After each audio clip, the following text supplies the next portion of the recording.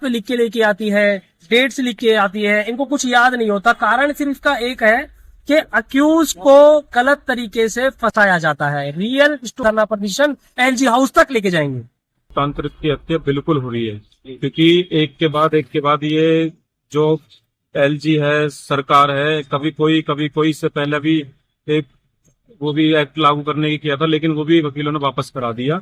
और जो जनता की आवाज होती है न्यायालय। अगर न्यायालय से ही जब वो न्याय नहीं मिलेगा तो कोर्ट किस चीज का रहेगा। अब ये इन्होंने सारा की सारा खेल ये है कि पुलिस द्वारा ही जनता के ऊपर पैसा खाने की सलाह बनाएंगे और सारा की सारा इनका सिस्टम और ज्यादा बढ़ेगा पुलिस का क्राइम। नमस्कार, आप देख रहे हैं दिल्ली की आवाज और इस वक्त मैं मौजूद हूँ साकेत कोर्ट के बाहर, जहां पर बताएं कि एलजी ने एक नोटिफिकेशन जारी किया है, जिस नोटिफिकेशन को लेकर तमाम वकील जो है वो अपनी स्ट्राइक करते हुए नजर आ रहे हैं। आखिरकार क्या पूरा मामला है, उसे जानने के लिए हम यहाँ पर साकेत कोर्ट में पहुंचे हैं, जहाँ पर बताएं कि तमाम वकील हमारे साथ में इस समय मौजूद हैं। उनसे हम खास बातचीत करेंगे और जानने की कोशिश करेंगे कि एलजी द्वारा निकाली गई नोटिफिकेशन को लेकर उन्होंने जो स्ट्राइक रखी है, आखिरकार क्या उनकी मांगे हैं और कैसे ये जनता के हित में हो सकती है। ये सारे सवालों के साथ सीधे तौर पर हम जुड़ेंगे। सर, क्या नाम है आपका? मेरा नाम एडवोकेट योगेश साखला है। मैं पिछले 5 साल से दिल्ली हाईकोर्ट और साकेत कोर्ट में प्रैक्टिस कर रहा हूँ।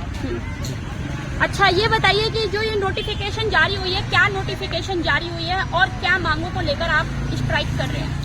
ये नोटिफिकेशन जारी हुई है कि पुलिस अब गवाही कोर्ट में नहीं देगी। पुलिस वीडियो कॉन्फ्रेंसिंग के द्वारा गवाही अपनी थानों के अंदर बैठ के देगी। और अक्सर हमने देखा है जब पुलिस की गवाही होती है तो पुलिस कई बार अपने हाथ से पेन से अपने हाथ पे लिख के लेके आती है, डेट्स लिख के आती है, इनको कुछ याद नहीं होता। कारण सिर्फ इसका एक है कि अक्यूज को गलत तरीके से फंसाया जाता है। रियल स्टोरी इनकी कभी भी नहीं होती है। आपने तमाम केसेस देखे होंगे जिनके अंदर लास्ट सीबीआई और एजेंसियां भी ये देखती हैं कि ये जो ट्रायल हुआ है इसमें ये कन्विक्शन तक पहुंच ही नहीं पाते हैं। इस ट्रायल से अगर पुलिस की गवाही थानों में होगी तो फेयर ट्रायल कभी भी नहीं होगा और कन्विक्शन रेट बढ़ेगा, निर्दोषियों को दोषी बनाया जाएगा। एक्चुअल में क्या होता है, कई केसेस हमने देखे हैं जो कई उनमें लैंडमार्क जजमेंट भी आते हैं। बाद में देखा जाता है कि जो रियल अक्यूज था वहां तक तो पुलिस पहुंच ही नहीं पाई और पूरा ट्रायल उन्होंने करवा दिया एक निर्दोष व्यक्ति के साथ में। तो हमारी ये सिर्फ डिमांड है कि ये जो नोटिफिकेशन है इसको जल्द से जल्द वापस लिया जाए, वरना हम किसी भी हद तक जो भी एप्रोप्रिएट एक्शन होंगे, जो भी हमारे कॉन्स्टिट्यूशनल राइट है उनको हम एक्सेस करेंगे और हम अपना धरना प्रदर्शन एलजी हाउस तक लेके जाएंगे। अच्छा, अगर मान लीजिए जैसे कि कोई क्राइम हो जाता है और अगर पुलिस वहाँ पर बयान ले लेती है और कोर्ट तक वो केस नहीं आता, तो क्या इंसाफ मिल पाएगा लोगों को? वो किससे उम्मीद लगाएं अब?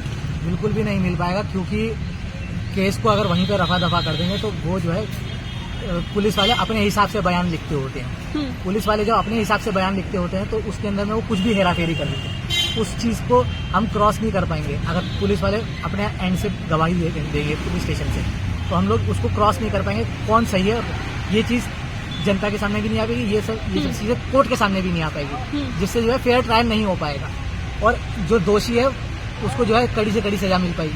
क्या लग रहा है, लोकतंत्र की हत्या की तैयारी होती हुई दिखाई दे रही है? क्योंकि जब इंसाफ के दरबार पर इंसाफ ही नहीं मिलेगा, वकील भी इंसाफ के लिए खड़े हैं, तो क्या लग रहा है लोकतंत्र की हत्या हो रही है? लोकतंत्र की हत्या बिल्कुल हो रही है, क्योंकि एक के बाद ये जो एलजी है, सरकार है, कभी कोई इससे पहले भी एक वो भी एक्ट लागू करने की किया था, लेकिन वो भी वकीलों ने वापस करा दिया।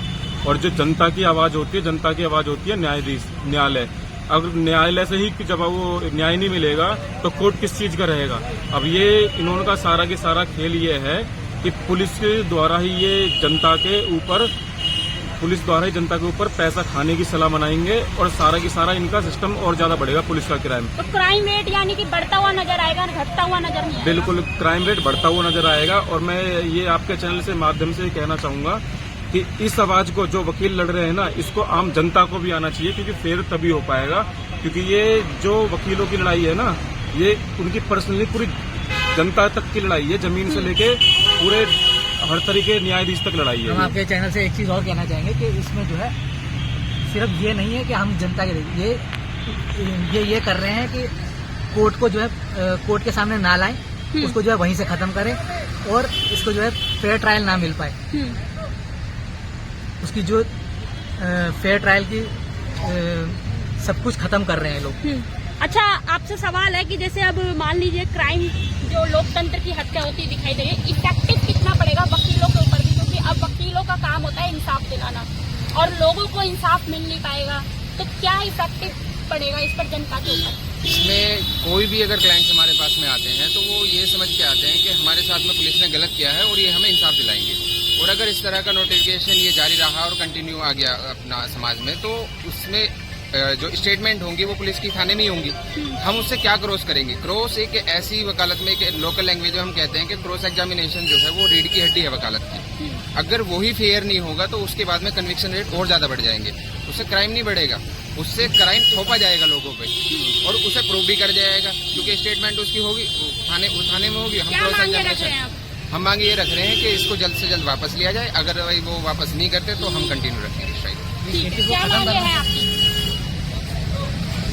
क्या मांगे रख रहे हैं आप? मैडम, हमारी मांग ये है, जो हमारा ये जो कानून हम पे थोपा जा रहा है, काला कानून वापस दिया जाए, जल्द से जल्द वापस दिया जाए। ठीक है, तो देखिए यहाँ पर हमने तमाम वकीलों से बातचीत करी और काला कानून, इसको उन्होंने नाम दे दिया है कि जो काला कानून है वो वापस लिया जाए। पुलिस और वकीलों के बीच में हमेशा तकरार तो देखने के लिए मिलती ही है, लेकिन अब बात यहाँ पर इंसाफ की हो रही है कि क्या इंसाफ उस व्यक्ति को मिल पाएगा जो कि पुलिस स्टेशन में रुकता हुआ नजर आएगा। बाकी आपको इस पूरे वीडियो पर क्या कहना है? क्या वकीलों की लड़ाई में जनता का कितना साथ रहेगा? क्या जनता समर्थन दिखता हुआ नजर आएगा? इंसाफ की मांग, लोकतंत्र की हत्या, तमाम चीजें ये इसके अंदर में दिखाई दे रही है। बाकी आपका क्या कहना है? कमेंट के माध्यम से जरूर बताएं और देखते रहे दिल्ली की आवाज मोनिका शर्मा के साथ। जय हिंद, जय भारत।